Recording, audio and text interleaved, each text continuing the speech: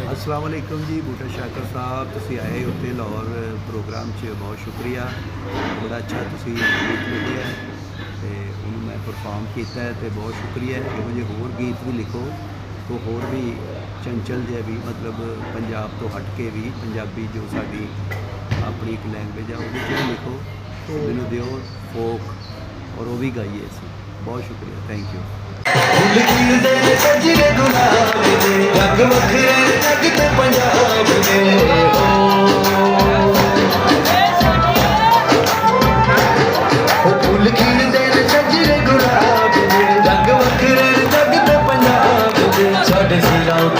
सोनी लगदी सारा ही जहान दसदा साडे सिरां उत्ते पग सोनी लगदी सारा ही जहान दसदा जित मर्जी पंजाबी होना वसदे दिलां च पंजाब वसदा ओ जित मर्जी पंजाबी होना वसदे दिलां च पंजाब वसदा ओ जित मर्जी पंजाबी होना वसदे दिलां च पंजाब वसदा।